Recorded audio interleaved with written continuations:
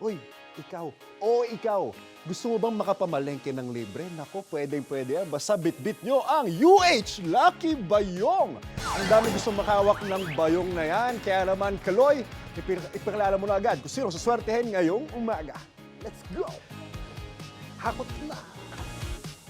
Alright, magandang umaga sa inyo mga kapuso at dyan sa studio. Ito nga isang lucky Thursday morning. Ang ating UH Lucky Bayong dito yan sa Concepcion Market, Malabon. At kahapon nga sa ating mga kapuso natin dyan, nag-post tayo sa Facebook page natin sa unang hirit. At para makahanap tayo ng ating next lucky player na gagamit na ating UH Lucky Bayong, iba't iba yung rason nila. Samot-sari para sila makapag-akot all you can. Ang iba nga ang rason pwede daw sa kanilang pamilya, para sa kanilang pamilya, at yung iba naman ay para maka-experience sila ng paghahakot gamit itong magical nating UH Lucky Bayong. At ang ating lucky player na napili ay walang iba kundi Danica Joyce V. Senorio. Ang comment po ni Nanay Danica, dahil po para sa anak kong may sakit sa puso. Mag 3 years old na po siya sa 21. Uy, ka-birthday ko ang anak ni Nanay Danica. Paghahanda ko po ito at ma-share din yung blessing sa iba. Maganda naman po ang intensyon ni Nanay Danica, kaya tawagin na natin siya dito. Mami Danica, please join me. Hello po. Pakigreet po ang ating mga kapuso. Hi, sa anak ko. Mag-birthday na siya sa Monday, mga kapuso. Hello. Ano po pangalan niya? Aliyah Faye po. Hello. Happy birthday, Aliyah! This is your Kuya Kaloy, ka-birthday kita. Hello, hello. Ayan. Magkano po usually budget niyo, Nanay Danica? 300 to 500. 300 to 500 sa pamamalengke. Yes po. At doon sa 300 to 500 pesos mo, ilan na nabibili mo at kung yung mga ingredients na nakukuha mo? Halos hindi naman po lahat nakukuha, pero sapat lang po para sa amin. Okay, alam mo kami na bahala sa hakutin mo ngayon. Lahat ng pwede mo hakutin in 20 seconds, ipasok mo dyan. At sa'yo na yan, sagutan ng unang hirit yan. Alright? Alright. Ready na? Ready. Ready na. At mukhang ready na si Nanay Danica. You have 20 seconds, ha?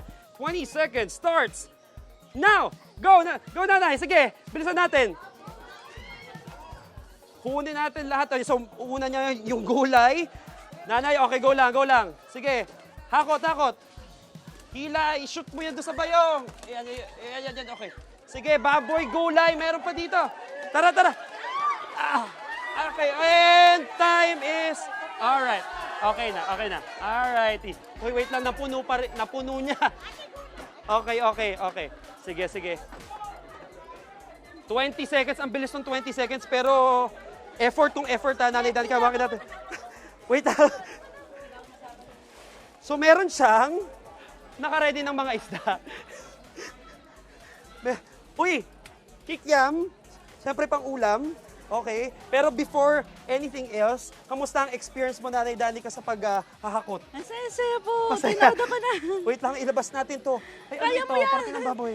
Kaya mo yan. Oh my goodness, ang bigat. Ilang kilo kaya to?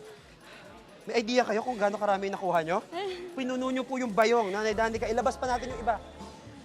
Diyos ko, parang sumigat pa sa akin to. Oh! Ito pa. At samot-saring gulay at manok din yung nahakot ni Nanay Danica. Ano po masasabi nyo sa experience nyo? Maraming salamat po talaga. Sana po nakatulong kami sa inyo at happy birthday ulit thank sa you anak ko po. po si Aliyah. Ayun mga kapuso, marami pa maghahakot. Gamit natin yung na kayo, kaya tutok lang sa inyong pambansang morning show. Kung saan laging una ka. Ano sabayan mo ako? Unang hirit! Labas pa natin. Halika.